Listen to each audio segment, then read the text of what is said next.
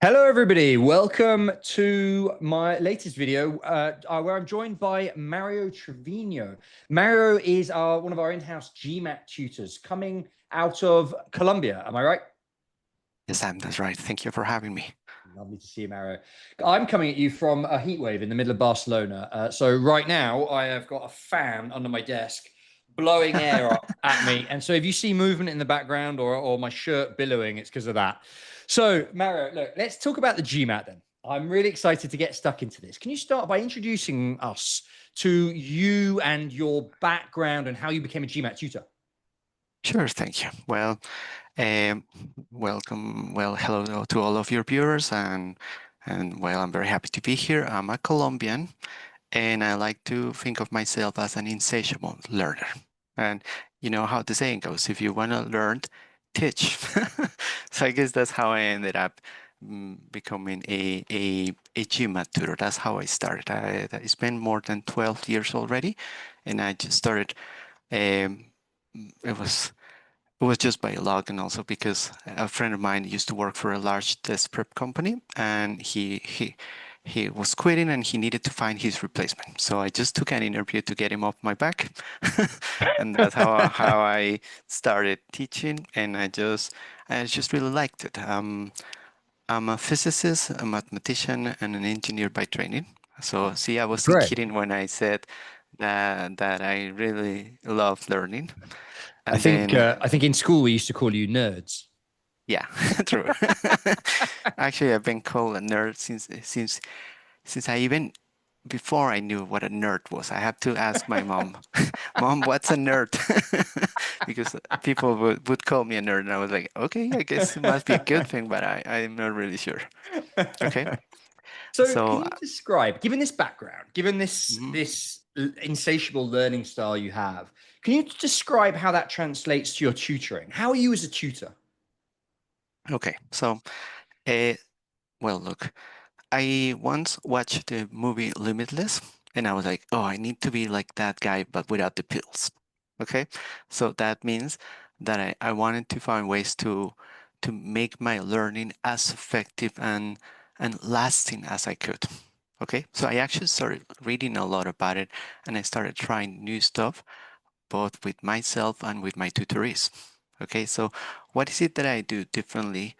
I actually don't think it's something like extremely new or unconventional. It's just a mix of things that we probably try at some point in our lives, but we don't realize how effective they are, and then we stop doing them.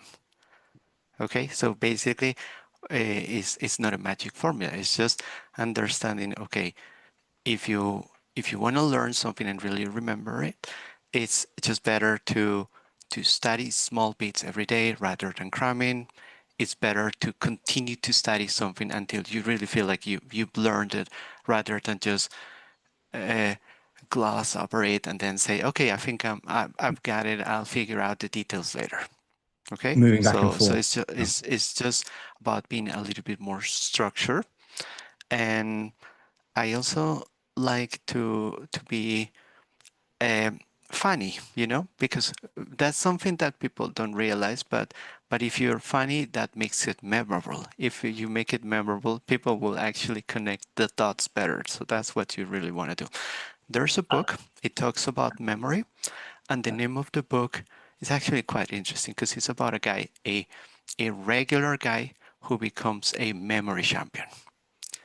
And the guy is a journalist, and he says, I couldn't even remember where my keys were before training for this, and then I became a memory champion.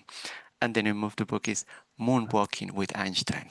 So just think about how you would connect Michael Jackson and Albert Einstein, right? So that kind of connections that really helps you remember more. And I like to be a bit of a comedian and a teacher at the same time, and that really helps my students a lot, I think. I love it.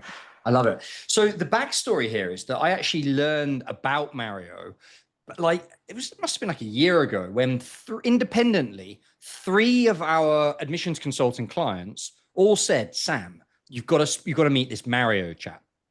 And I said, why? What's going on? They just said he's incredible. He's an absolutely amazing teacher, and my GMAT score has gone up whatever it was, 30, 40 points since I started working with him. And that was the initial conversation. So whatever you're doing, clearly it works. Clearly it works. So that's a really, really good start. What I've got for you next is a few questions, like sort of specific questions about the tests, Sure, which I'm sure are some of the questions that people have on their mind. And the first one sure. I've got for you, that my first question for you is one that I get a lot when I meet clients who are sort of early in the pipeline for the MBA application, is how should applicants choose between the GMAT and the GRE? Okay. So the situation changes because the tests evolve. So right now, I'd say the best recommendation as of July the 3rd, 2025 is to take the GRE. It's an easier test because they're unbalanced because of the constant changes that the tests go through over time. But what people should do in general is to take a practice test for both. You can find free practice tests online. So you should take one official practice test from each if possible, or at least something from one of the big test prep companies, something that you find somewhat Mhm. reliable. But Yeah. then don't let other people's opinion influence your decision. Take a practice test. You'll see what you're up against, and that way you'll be better equipped to understand what your chances of improving on one or the other are. So what you're saying is it's the one to take is the one that you're better at. It's not that Yes, schools prefer one or the other or whatever. It's just take the one where you're, and when you say better at, because obviously they're on different scoring systems, is it the yes. percentile? The thing is that the style is a little bit different, right? So for instance, GMAT is now the GMAT focus, and the GMAT focus is more data analysis oriented, Yeah. and the math part is a little bit more technical. The GRE is a little bit more straightforward, but the language part is somewhat a little bit tougher. So you gotta see it for yourself and see like, okay, I like this format better. I feel like this is something that actually plays to my advantage. Right now, I'd say the GRE is a better option, but as the tests change over time, uh, that might change. By So go why back do you for say that in general the GRE is a better option? Can you explain that to people? It's sure. because there must be more history, more tests, that sort of thing. Yes. So excellent question indeed. Look, the thing is, the GMAT focus it came out roughly 2 years ago, right? The GRE has been run, and it has been roughly the same test for more than 10 years. Okay, so that means that both tutors and test prep companies, we have a pretty good idea what's on the test. That means that the test is way more predictable than the GMAT focus. Okay, so when people are preparing for the GMAT focus right now, what they find is that sometimes they do great on the math, and then they say, okay, we just need to pump those data insights and verbal numbers, and they focus on those. And the moment they focus on those, then they do better at those, and then they come back and look at their quant score, and now it's lower than before, because the thing that is that it's still a little bit tough for us to predict what's on the test. Mm, So we might be overemphasizing some areas mm. and and not realizing that there are other questions that we should be training our tutors on. Right. So you're saying it's not that the GRE is easier, but that it's easier to study for because of the consistency, Precisely. because of the history, because of the tutor's understanding. It's a really Yes, interesting take. precisely. Okay, so when people then choose one of the tests, the GRE, the GMAT, or I guess sometimes the EA as well, what's the True. biggest mistake people make? Okay, and that's actually a great question. And I have a I have a small riddle for you guys. So Okay, let's take let's see let's the take a riddle. look. I'm Yes, awful at these things, but give me a riddle. it's okay. Uh, Okay, how often do you use Google? I'd say, well, nowadays probably not as often as before, but now with GPT and Yeah. Llama and Gemini, but Google I would guess search, or does that include Google Google search. Docs? Google search. Google search. I'm going to say 3 times a day. Okay, okay, that's actually still pretty high, I think, but that's great. You use it that often. Now think about it. You see the logo every day. Do you know what the colors on each one of the letters are? No. I know I could tell you what the colors are in general, but I could never tell you what letters are Oh, what. okay. So what the biggest mistake people make, in my opinion, is something that we call the illusion of learning. Uh-huh. Okay, so basically, it's just you think that because you see something or because someone else is showing you something, you understand and you know and you've learned it. Okay, that's what we call passive learning, and that's what I think is the biggest mistake. People think that they will learn passively, and this is just like going to the gym just to watch people work out. You're not going to get fit by watching people work out. You gotta do it yourself. So when you're studying, it's not enough to say, okay, I get the explanation. After you feel like you've learned it, you should try it yourself and see if you can really remember. The reason, even though we all see this logo every day, we cannot remember the colors is because we never have to do anything with it. We never have to consciously think about it. So basically, you need to think with your hands. You need to get your hands dirty if you really want to learn. Okay, Love that. I that absolutely. And so in that test mode, that means what? Doing practice tests, iterating on so questions. yeah. So basically, you gotta see how an exercise is done, and the moment you feel like, okay, I think I know how to do it, then you gotta try the a similar exercise again. Okay, something that allows you to apply the same strategies you just learned. In fact, there was a study in the 80s. It was done by a psychologist called Benjamin Bloom. Okay, and basically this is now known as Bloom's 2 sigma. And what he did, he claimed, and he actually proved his claim, that if you compare a regular classroom environment to one-on-one tutoring using a mastering learning technique, you could improve the results of the average student by 2 standard deviations.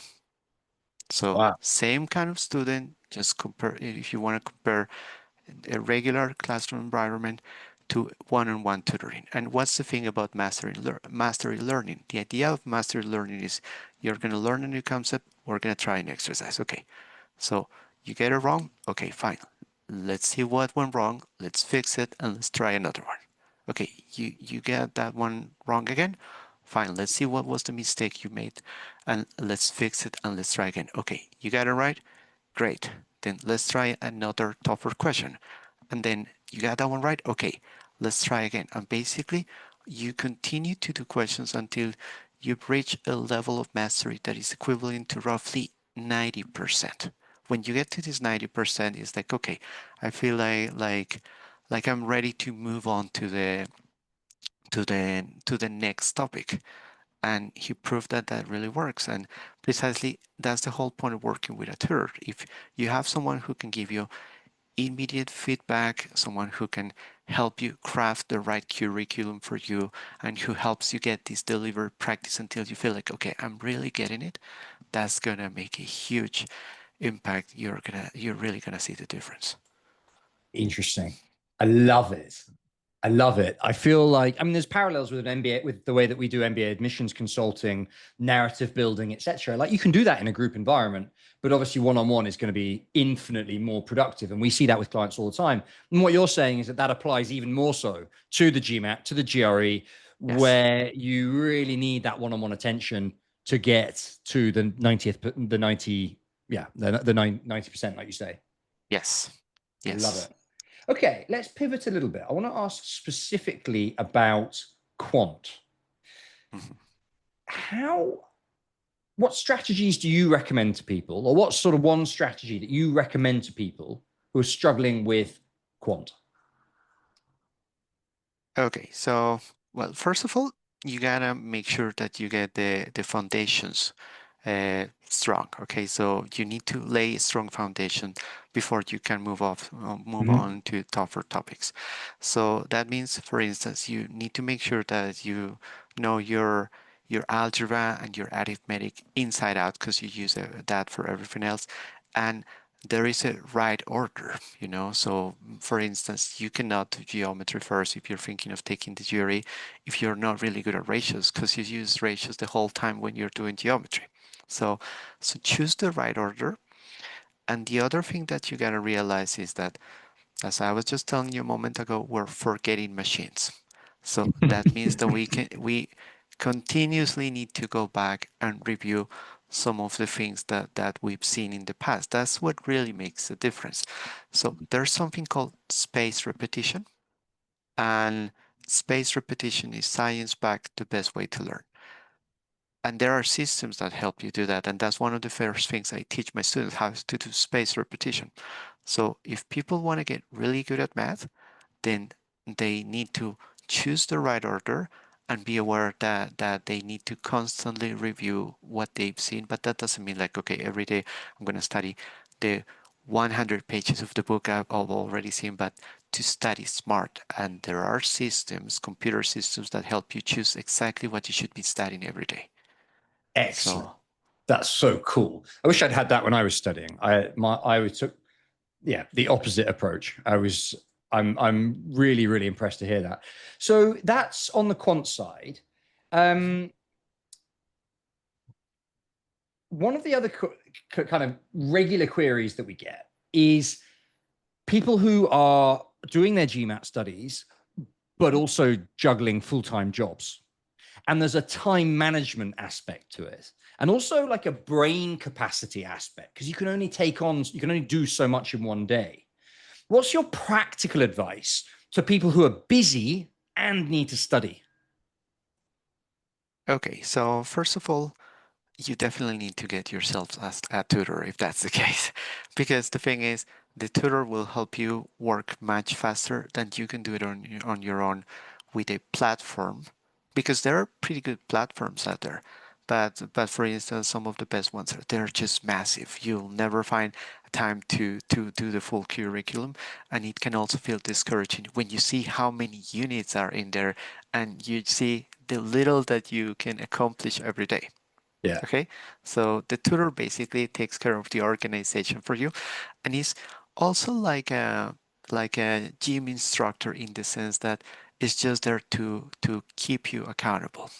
Yeah. So, and what I'm trying to say here is what really helps is regularity, and you don't need to do 3, 4, 5 hours a day. In fact, many of my students ask when they first come to me, like, how many hours should I be studying? And I'm like, look, it depends on where, at what stage of preparation you're at, but it shouldn't, at first, it should be probably an hour a day, probably later into your preparation, an hour and a half, maybe maybe towards the end 2 hours, but you don't need to do this full time. Just find small windows of time where you feel like, okay, I can really focus on this. And when you do, disconnect from other stuff. So something that Mm. helps people is to use something called the Pomodoro technique, which is basically set a timer for 25 minutes, choose a single task, forget about everything else, work on that task only. One of the reasons we feel like time is not enough to do all the things we do is because we're trying to do 10 things at once. But if you're Guilty. just yeah, if you're just doing 25 minutes of a thing, and you really focus, you find yourself surprised to see how much you can accomplish. So Yeah. if you're able to do an hour a day, but really focused, and basically you can break it down into a two 25 time slots and two 5 minute breaks, that should be enough to get you going. Love it. I, Mario, I wish I'd met you when I was studying. Okay, so talking of timing. So we've talked about sort of timing, how much you should be studying, but let's talk about timing during the test. It's a classic mistake, and it's something that I struggled with personally when I took the GMAT, the old GMAT back in the day. How do you train people to stay on time and not get behind in the tests? Okay, so um, well, when people train for the test with me, we see something called the guiding principles and something called the watchouts. So guiding principles are those big ideas that you want to apply to some exercises. So the reason we sometimes take too much is not the process in and of itself what takes too much time. It's just not knowing what to do the moment you see the questions. So you're like, ooh, how should I approach this? And maybe you start one way and say, no, I don't think that's the way. And then you just backtrack and then try a different approach. That's what really eats up your time.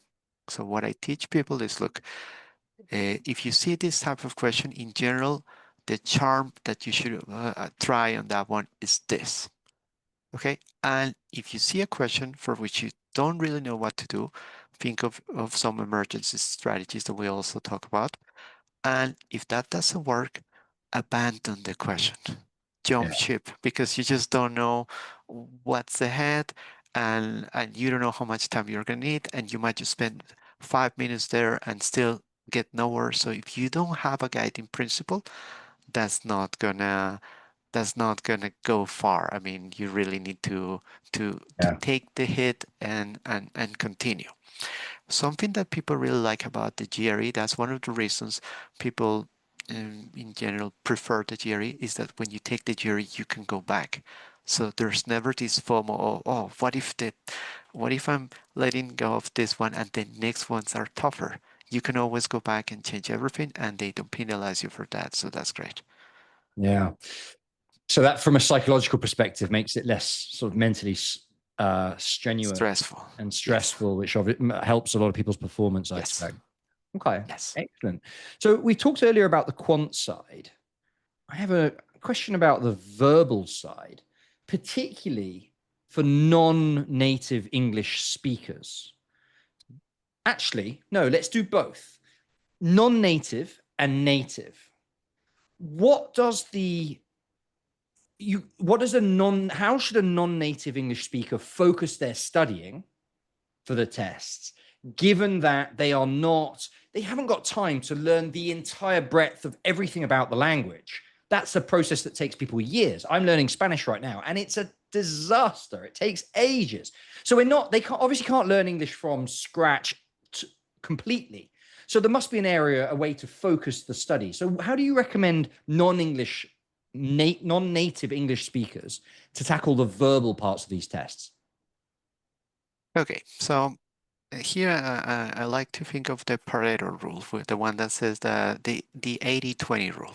Uh-huh. So a common mistake is that people spend 80% of their time working on the thing that just gives them 20% of the results, right? So what you gotta understand is that, okay, you might not be a language expert, you might not be Shakespeare or a writer, but you definitely have some foundations. I mean, this is a test that you need to take in English after all, so it requires a certain level of proficiency. So if you're able to take the test, that means that somehow you already have the right foundations to do so. Mm. And then focus not on trying to learn or apply some of those algorithms that just give you a lot of overhead. So you need to try to keep it simple.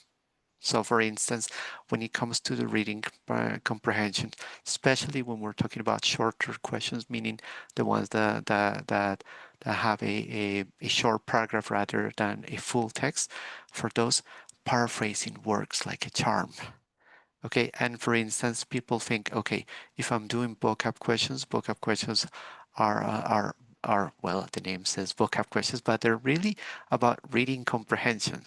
So you gotta learn to see the context and pay attention to other cues, which is basically the same thing that we do when we're reading a book on our own, when we might come across a word that we don't know. Mhm. We just figure out the meaning in most cases because of the context, right? So that's the same thing people should be applying.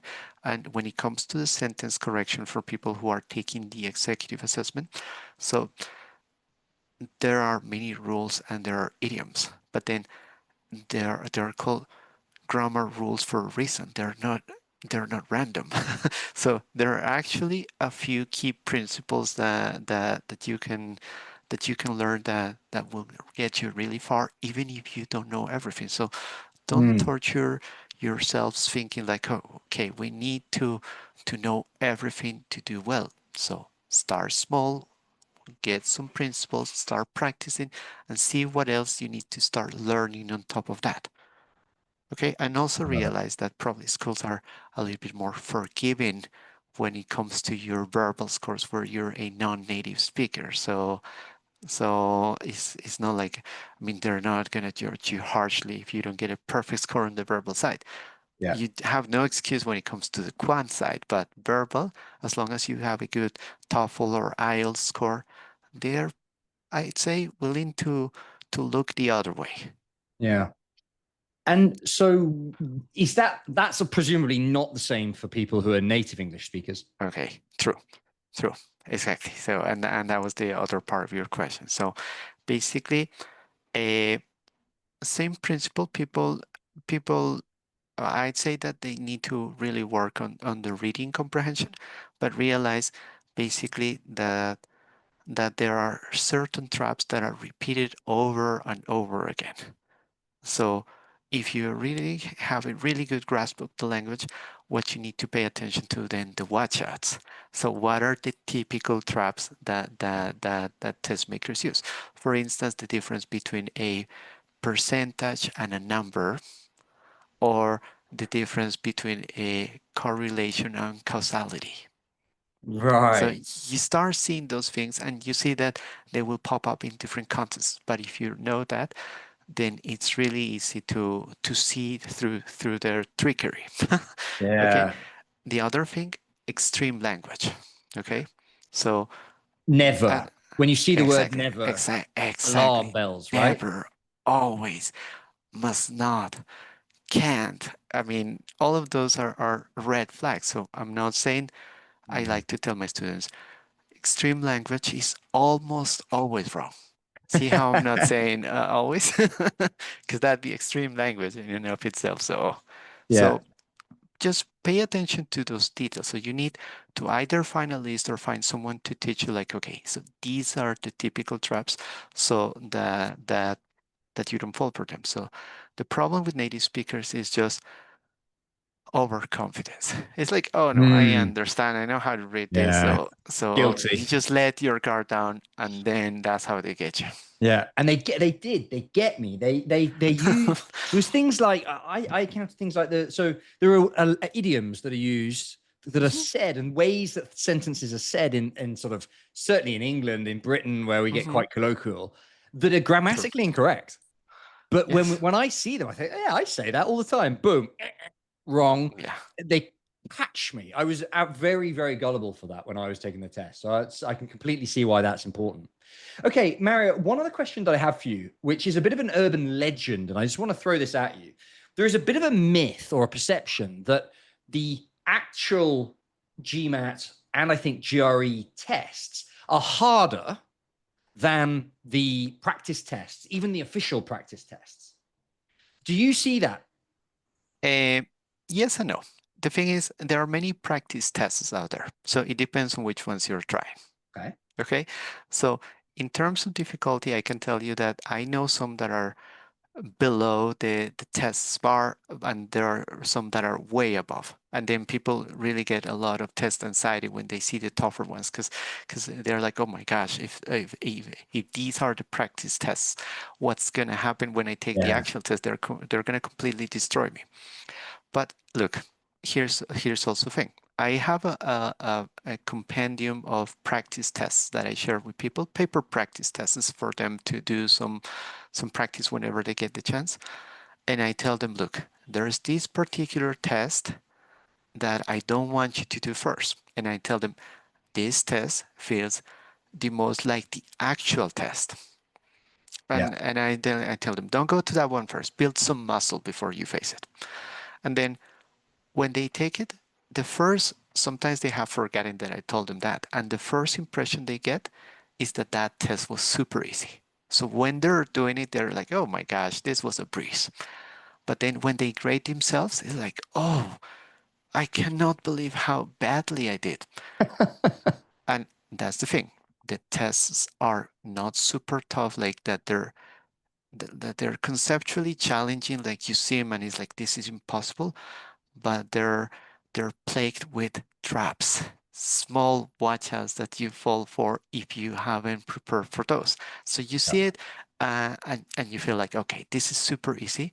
But then if you really think about it slowly, you realize that there's a trap. Something I tell people is, look, if you're able to do a question in less than 30 seconds and you cannot see how someone would get it wrong, and you say, okay, and